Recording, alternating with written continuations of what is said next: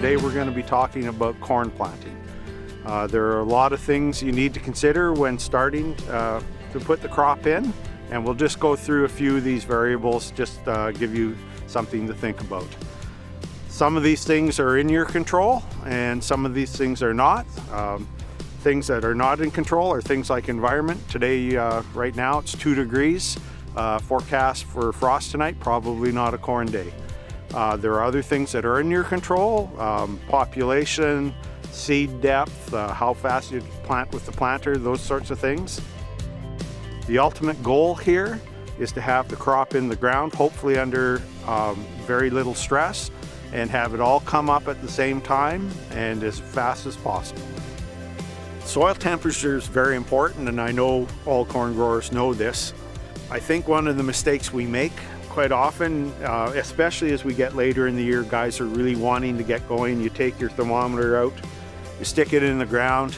Ideal temperature for getting corn going is around 10 degrees Celsius. So at 4 o'clock in the afternoon, you stick your thermometer in at 2, 2.5, 3 inches. It's telling you it's 15 degrees and off you go. The other thing you do need to consider though is that's just not 10 degrees at the hottest time of the day. We need 10 degrees throughout that 24-hour period. So like tonight, we're looking at a frost again, -2. That soil temperature is probably going to drop down to, depending on the soil texture, could get as cold as 2 degrees at 2 inches. So when you're doing soil temperatures to help you determine if you should be planting or not, make sure you're looking at that 24-hour period, not just 4 in the afternoon. Another variable or field variable that will affect how quickly the soil temperature will come up in the spring would be trash cover. If you have a nice black soil, the sun's beating down, it's fairly high this time of year, it really warms that soil and you'll see a field warm up more quickly. If you have a lot of trash cover, effectively that's just a blanket, it's insulation on top of the soil. And with a lot of trash cover, it will take longer for that field, that soil in that field to warm up over time. Ideally, you want to place this seed in a nice warm environment, soil environment, and you want it into moisture. And one of those things you need to consider would be seeding depth. Ideally for corn, you're looking at a range of around 2.5 inches to 1.5 inches. You're definitely going to want to place it into moisture under a drier year like 2019. We're probably seeding a little deeper because of that. The moisture was further down. A couple of variables will dictate how deep you're going to place that seed. On a sandier soil, you would probably want to go a little deeper, more towards that 2.5 inches. On a clay soil like the one we're standing on right now, probably a 1.5 inch would be fine. Again, it sort of depends on your year. The drier it is, probably you're going to go a little deeper than that. Too deep's a bit of an issue, especially if you have cold soils or cooler soils. Basically a corn seed is an embryo or a young plant and a food source, endosperm. So there's a limited amount of energy for that seed to make that plant grow and get up above the soil surface and take advantage of the sunlight. If you plant too deep, and let's say we're under cold conditions in soil conditions, that young seed may actually run out of energy and it may not emerge. So too deep, you're kind of dealing with that issue. Maybe even more importantly is too shallow, and you wouldn't think that would be an issue. If you get into that 1 inch range, you are definitely too shallow. If you're on a sandy soil, that sandy soil will warm up more, but it also won't hold the moisture as well as a clay. You may end up stranding that seed under droughted conditions at 1 inch, and that's an issue there. And secondly, if you're too shallow, the nodal roots will not form. That could cause an issue later in the year where they're droughting out, they don't have that root mass, and you'd have poor growth and less yield.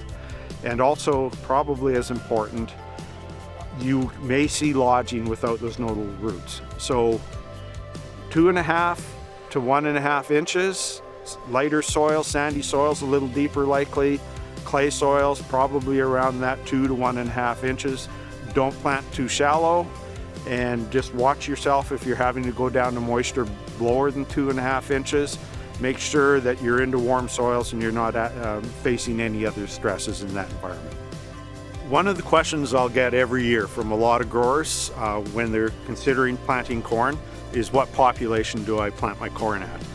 That's not a real simple answer. That will depend on a lot of things, environment from year to year, the genetics, what hybrid you're talking about. In general, I would say in the area I'm in, eastern Manitoba, I would say 30 to 36,000 plants is a pretty good number if you're in that range. There are things you need to consider, and you probably should have a discussion with your agronomist when you are deciding on a population. One of the things would be your soil texture. We're standing out here on a heavy clay.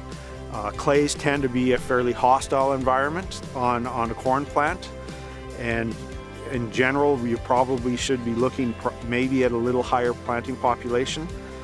On a soil like a nice loam, a light loam, or a sandy soil with adequate moisture, you probably could go with a little lower population. Singulation on a planter is also very important. In this case, with the planter we're running here, we're running precision planting components on our planter. So my 2020 monitor gives me an instant display of my precision, so my singulation. So in the cab, I want 99% or better. If I can be 99.5% singulation, that's what I'm really targeting. Some of the causes of poor singulation could be speed. Traveling too fast can cause problems for the plates to pick up seed and then release that seed. If your vacuum pressure, in this case with the vacuum planter, if your vacuum isn't set correctly, that can affect your singulation, where the seeds are picked up and not carried far enough along the plate and then dropped. If your vacuum pressure is too low, that can affect your singulation. And also, when you get to finger planters, worn components inside your planter can cause a reduction in singulation. So the way to confirm that is in season, you have to go out and verify the singulation on your planter. So even though my display is showing me that I'm 99.5% singulation, that's a pretty good number for me to work off right now. But if your monitor does not show you singulation, then in season you actually have to go back in and start counting plants and doing the conversion to see how accurate your planter is, and then you know if you've got problems either within your planter, row by row, or maybe there's some other variable coming into play. So you want the plants to be evenly spaced, because if you have plants too far apart, then those plants can grow differently because they have more space and nutrients.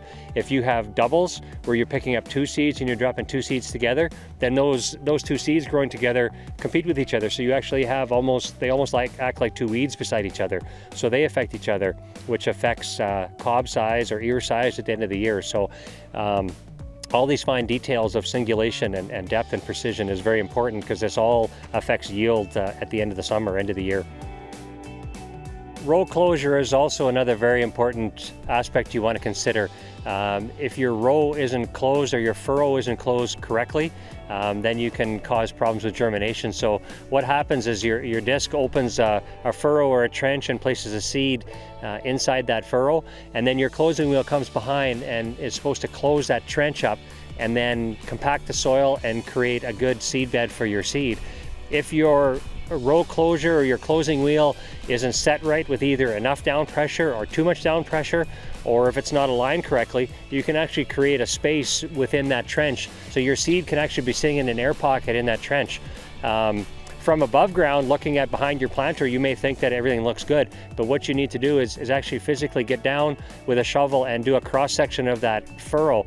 Cut that furrow or trench open and look inside there from a side angle. If your furrow or your trench is closed, that means you're probably doing a pretty good job of closing your furrow or your trench. But if you open up that furrow and it's open, or you see your seed is stranded inside that trench, then you're going to have poor germination. That seed could be stranded in there. It could germinate later or not at all, and really cause delay in germination.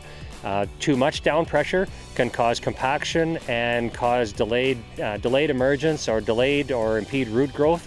So even though your closing wheel maybe doesn't look like it's doing much back there, it's a very important function on the back of your planter that you have to make sure that's functioning properly, and which takes time to really get down and look at. And every field is going to be different, whether your field is wet with heavy clay soils or maybe drier in a sandy or a loamy soil. All those closing wheels, they all function differently. And also whether you're using a spiked wheel like we're using this year, or if you're using a regular rubber press wheel or closing wheel, those all function differently and they all require different down pressure. So it takes time to fine tune these, and whatever it's set to this year doesn't mean that's right. Conditions change, and adjusting the pressure on your closing wheels is really important as well. So it does take time, like I mentioned, to make sure that everything's closed properly, and which all again leads to even germination of your corn seed, which in the end leads to your best yield possible from doing everything right up front.